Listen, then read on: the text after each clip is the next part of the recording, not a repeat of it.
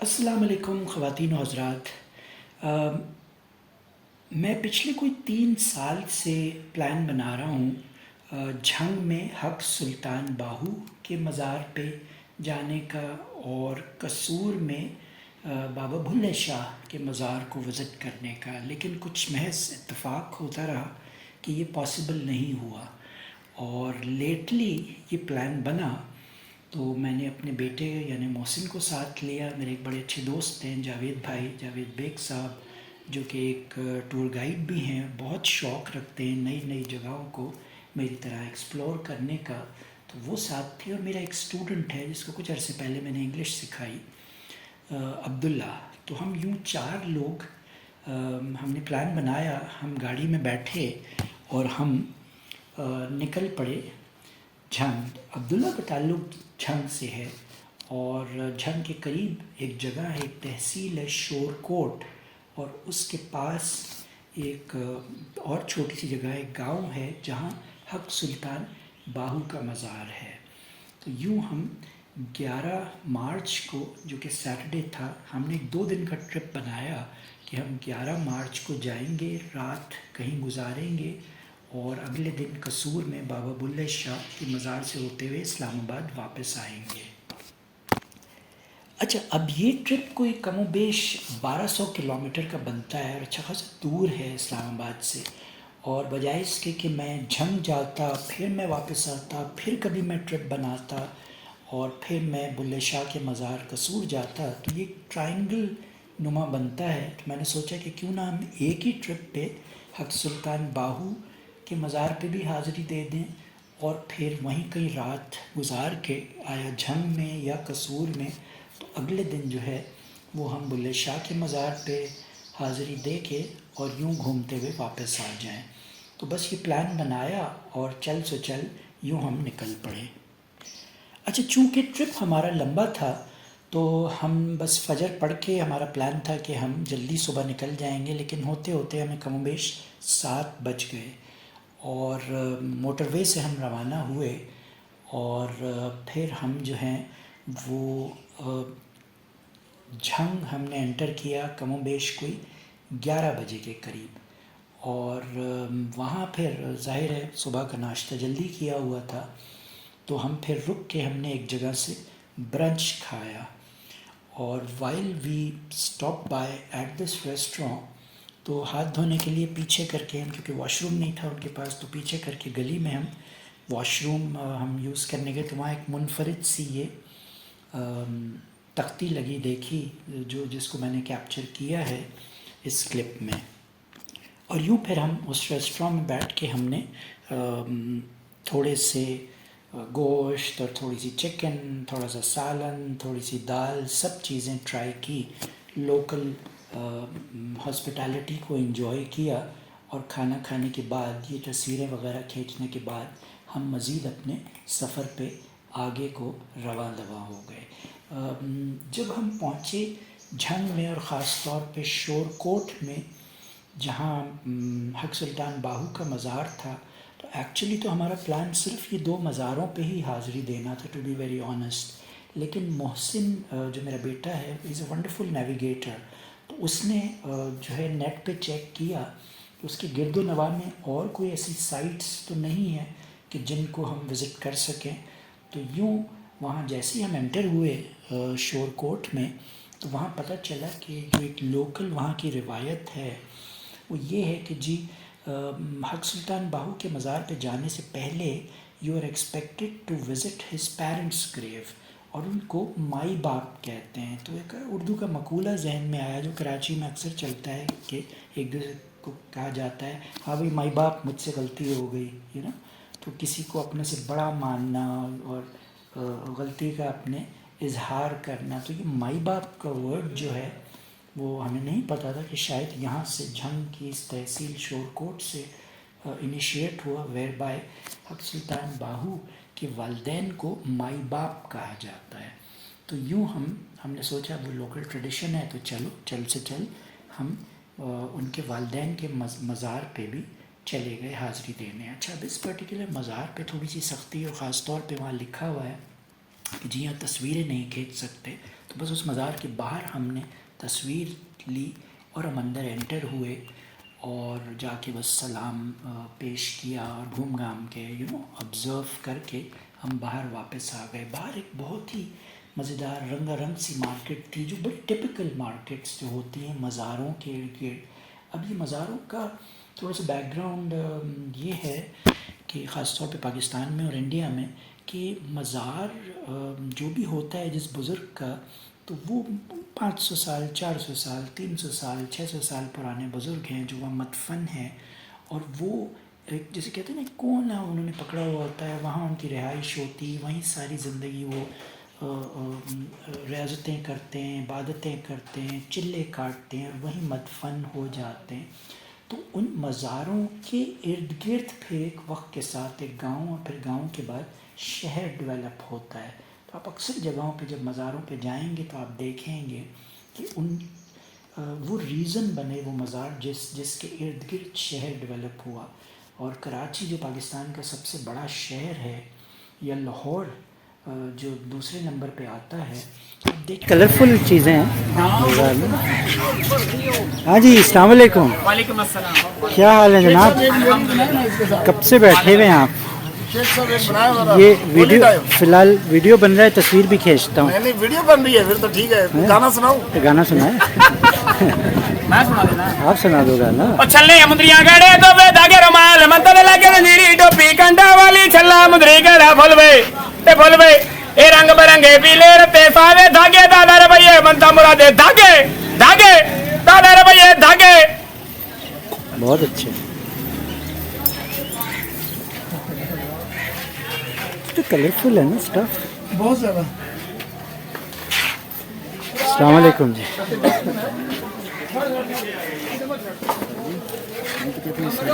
کراچی کے جو pattern Saint ہیں وہ عبداللہ شاہ غازی ہیں، اور کراچی یا کلاچی کی جب آپ ہسٹری دیکھیں تو وہاں کچھ نہیں تھا، دھول اڑتی تھی، ساتھ میں پانی تھا، سمندر تھا. اور 98 ہجری میں if I am not mistaken Medina سے شیخ عبداللہ شاہ غازی جو ہیں وہ تشریف لائے اور یہاں انہوں نے دین اسلام کا پرچار کیا. اور جب ان کی ڈیتھ ہوئی تو ان کے مزار کے ارد گرد میں ایک شہر ڈیولپ ہونا شروع ہو گیا، جو کہ پہلے کلاچی نامی گاؤں تھا. لاہور کی آپ اولڈ سٹی یا اولڈ لاہور میں چلے جائیں تو داتا گنج بخش کا مزار ہے، اور اسی کے ارد گرد جو ہے وہ ایک شہر ڈیولپ ہوا. although وہاں بادشاہی مسجد بھی ہے، وہاں لاہور فورٹ بھی ہے، بٹ آئی ونڈر کہ لاہور فورٹ پرانا ہے یا داتا دربار پرانا ہے. تو اس پہ تھوڑی سی ریسرچ کرنی پڑے گی. بٹ نیوردلیس اسی طرح جتنے بھی میں نے مزار اب تک دیکھے ہیں پاکستان کے، اور کراچی سے لے کے تو سید الشریف یعنی سوات تک کوئی بڑا جسے کہتے ہیں نا مزار میں نے نہیں چھوڑا، بڑے بزرگ کا مزار نہیں چھوڑا. انکوزیٹیونیس کہیں، جستجو کہیں، شوق کہیں، تو ٹریولنگ اپنی جگہ میں مزاروں پہ ضرور جاتا ہوں اور حاضریاں دیتا ہوں اور دیکھتا ہوں گرد و نواح میں کہ کیا ہو رہا ہے، کس طرح وہ شہر وہ گاؤں ڈیولپ ہوا وقت کے ساتھ، کون یہ لوگ تھے، کیا انہوں نے عبادتیں کی، کیوں لوگ ان کے معتقد ہیں، and so on and so forth.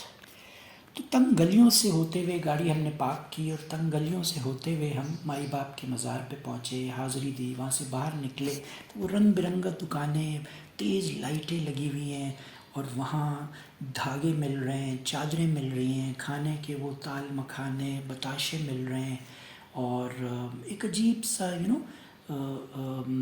فیسٹو سا ماحول کریٹ ہوا ہوتا ہے ان لائٹوں کی وجہ سے. وہاں لوگ آتے ہیں، منتیں مانگتے ہیں، دھاگے چڑھاتے ہیں، تالے باندھتے ہیں، اور مزاروں پہ کھانے دیتے ہیں.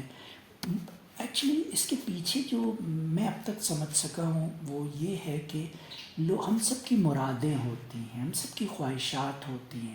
اب المیہ اس ملک میں یہ ہے کہ جہل، پتہ ہے آپ سب کو کہ جہل بہت زیادہ ہے. تو اب یہ کہنا کہ مزار غلط ہیں یا شرک ہو رہا ہے، مزار کو ایک پرٹیکولر اسکول آف تھاٹ ہے جو کہتا ہے کہ جی دھماکے کر کے مزار کو اڑائی دیں، سرے سے ختم کر دیں، یہ بدعت ہے، یہ شرک ہے.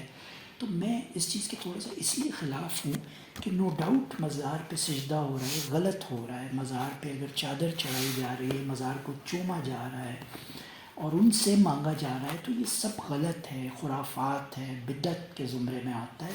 لیکن یہاں میں آپ کی توجہ دلانا چاہوں گا اس بات پہ کہ یہ ہمارا کام ہے، جو ہم پڑھے لکھے لوگ ہیں، بجائے اس کے کہ ہم آؤٹ رائٹ ان ایکٹیویٹیز کو شن کریں.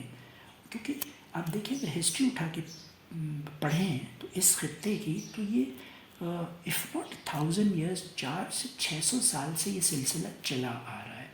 سنی حنفی اسکول آف تھاٹ کے زیادہ تر لوگ رہے ہیں یہاں پاکستان میں، اور لیٹلی وہ بریلوی اور دیوبندی جو فرقے ہیں وہ بھی آ گئے پاکستان میں. although Bareilly is in India, Deoband is in India, we got nothing to do with these particular school of thoughts. But yes, Pakistani مسلمان سنی حنفی یا اہل تشیع کے لوگ، یہ دو major schools of thoughts Pakistan میں رہے ہیں اوور دی ایئرس. اب جو سنی اسکول آف تھاٹ ہے، جو حنفی اسکول آف تھاٹ ہے، اس میں یہ مزار پہ جانا اور یہ ساری چیزیں، اگر لیٹس سے میں نہیں مانتا تو میرے بڑے بوڑھوں میں سے کوئی نہ کوئی ضرور مزار پہ جاتا تھا، اور وہ وہاں دھاگے باندھتا ہوگا، وہ وہاں دیگ دیتا ہوگا، نیاز نظر دیتا ہوگا، وہ وہاں چادر چڑھاتا ہوگا، بغیر جانے کہ وہ کیا کر رہا ہے ایٹ لیسٹ، رائٹ. تو اب جو ہم پڑھے لکھے لوگ ہیں، آئی تھنک ہم پہ یہ ذمہ داری آتی ہے کہ ہم لوگوں کو بتائیں اور سمجھائیں کہ دیکھیں نبی پاک صلی اللہ علیہ وسلم، جن کی ہم اتنی جن سے ہم محبت کرتے ہیں، ہم سارے عاشقان رسول ہیں، لیکن نہ ان کو سجدے کی اجازت ہے، نہ ان سے مانگا جاتا ہے. مانگا ان لوگوں کے توسط سے جاتا ہے. تو مزار پہ آپ جب جاتے ہیں تو آپ ہاتھ اٹھائیں، ان کی مغفرت کے لیے دعا کریں، ٹھیک. اب یہ جو لوگ ان سے مانگتے ہیں، ان کو پتہ نہیں ہے، میں ان کو معصوم کہتا ہوں، دے ڈونٹ نو. تو اب فار ایگزامپل بری امام بہت مشہور ہیں، اسلام آباد میں بزرگ ہیں، مدفن ہیں، اسلام آباد کے پیٹرن سینٹ ہیں. جو لوکل مقامی مت ہے اور سسٹم ہے، جو جوہل کہہ لیں آپ، یا جو گاؤں کے لوگ ہیں گرد و نواح میں، کوئی 22 گاؤں ہیں اسلام آباد، ان گاؤں پہ مشتمل ایک شہر ہے. تو وہاں لوگ جاتے ہیں، عورتیں ان سے بچے مانگتی ہیں، دعائیں کرتی ہیں. فرض کیجئے ایک عورت ہے، وہ وہاں گئی، اس کو بچہ نہیں ہو رہا ہے، اس نے وہاں دعا کی اور اللہ تعالیٰ نے اس کو بچہ دے دیا، تو وہ ازیوم کر رہی ہے، شی از 110% شیور کہ بچہ بری امام نے دیا ہے، بچہ بری امام کے مانگنے سے ہوا ہے، جو کہ غلط ہے. بٹ یہ بات تو آپ کو اور مجھے پتہ ہے نا، بچہ تو اللہ کی ذات نے دیا ہے، لیکن چونکہ اس کا اعتقاد ہے تو اس نے مانگا بری امام سے، بچہ ہو گیا، تو شی از ازیومنگ کہ بچہ بری امام نے دیا ہے، لہٰذا وہ وہاں جائے گی، دیگ دے گی، وہ وہاں جائے گی، چادریں چڑھائے گی، منتیں مانے گی وغیرہ. اب یہ ہمارا کام ہے کہ ہم ایجوکیٹ کریں لوگوں کو، نہ اس کے کہ ہم بس آؤٹ رائٹ کہہ دیں کہ جی یہ غلط ہے، یہ شرک ہے، یہ بدعت ہے، بند کر دو، دھماکے سے اڑا دو، اس مزار کو ہی اڑا دو. This is wrong, this is foolish.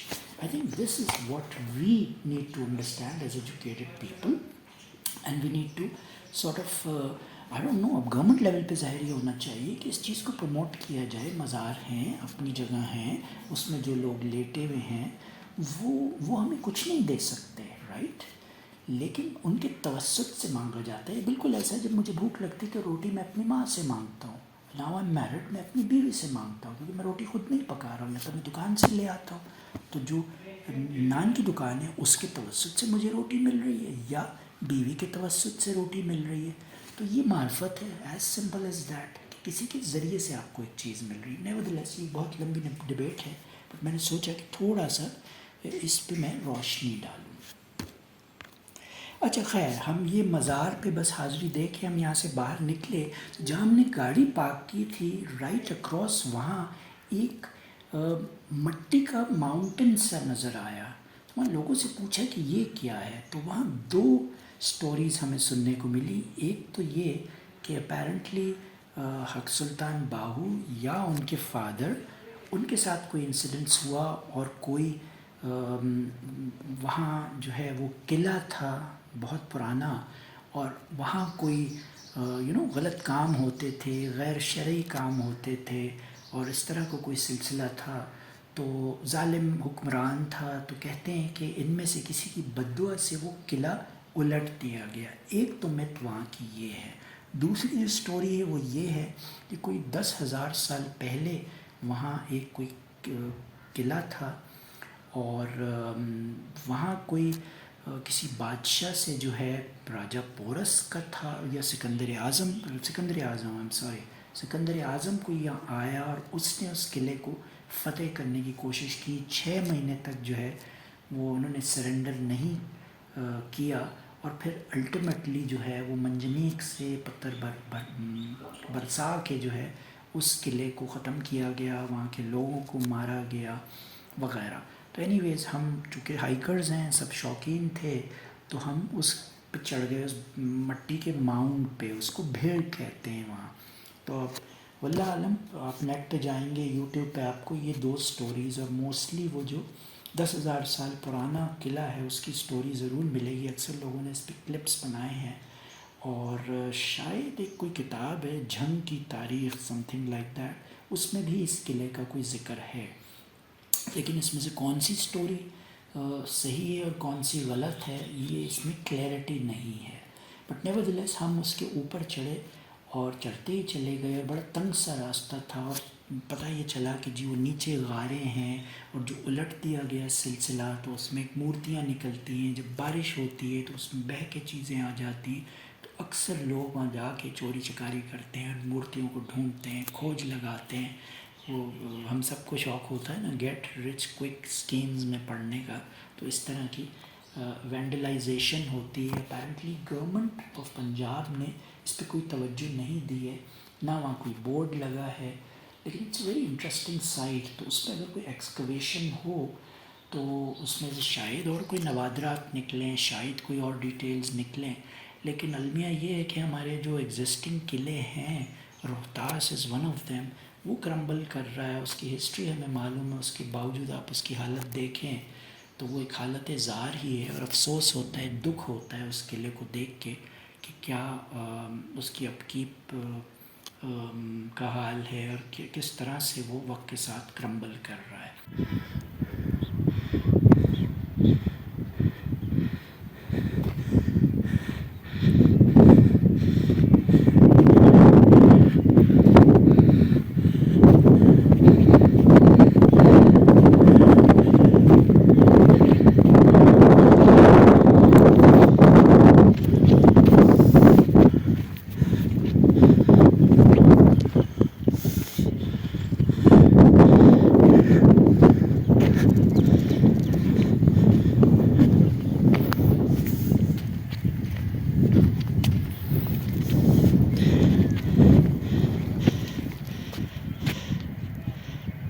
نیورتھلیس ہم اوپر قلعے پہ چڑھے اور بہت ہی مزہ آیا.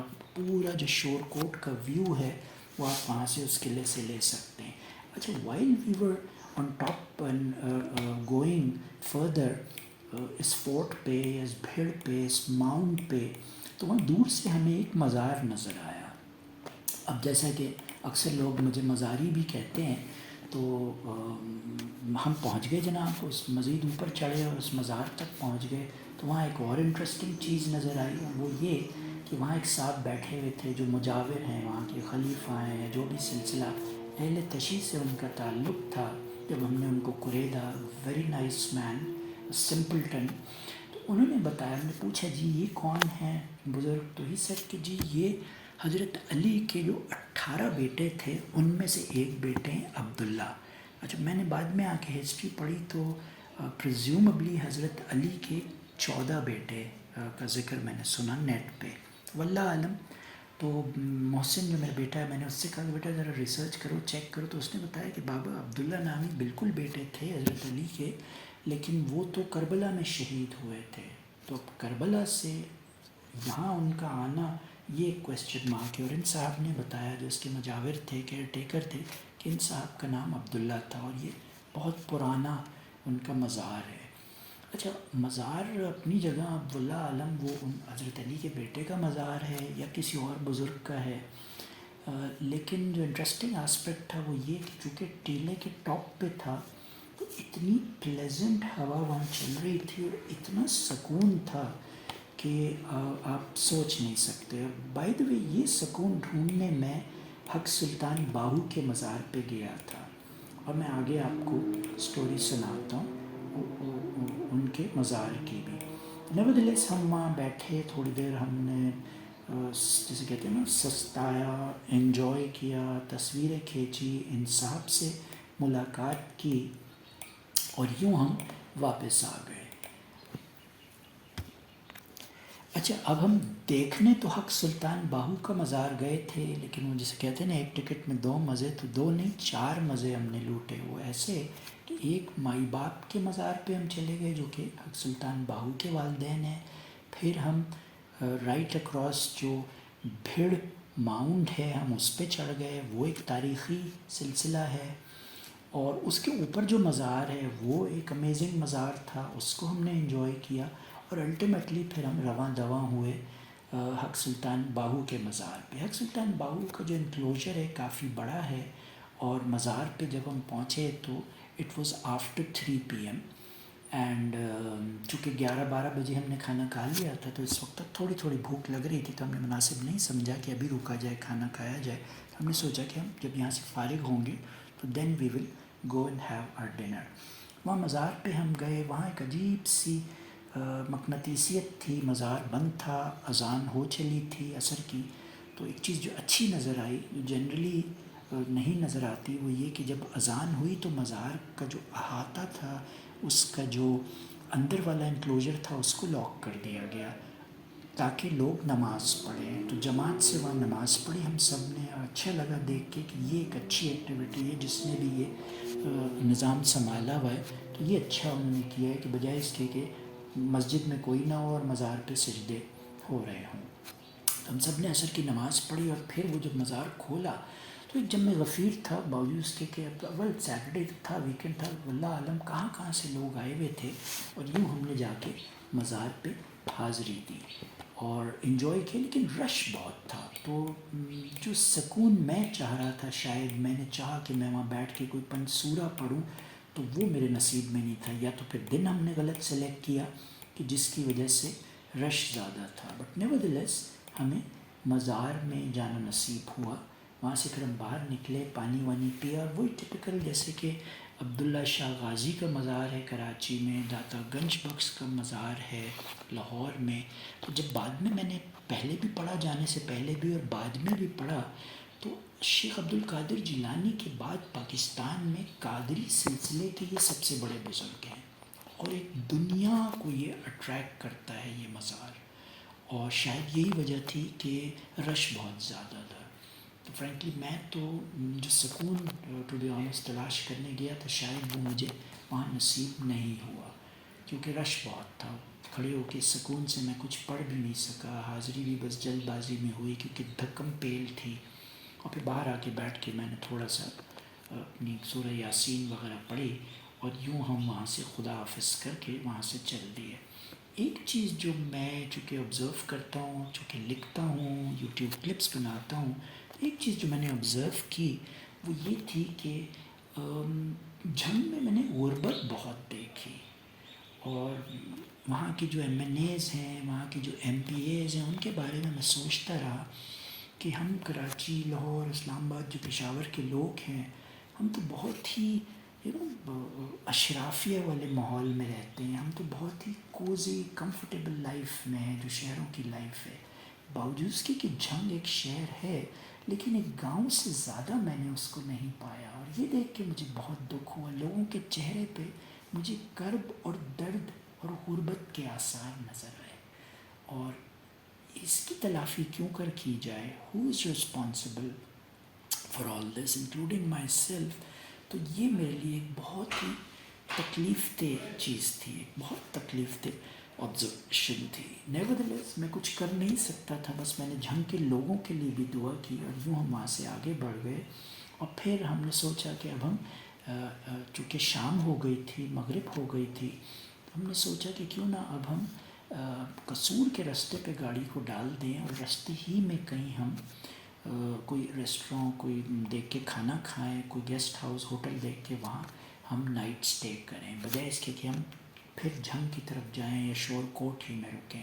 تو this is what we decided and we moved towards through Google Maps. ہم نے ڈائریکشن اپنی قصور کی طرف کی اور اس ڈائریکشن میں ہم نے چلنا شروع کیا.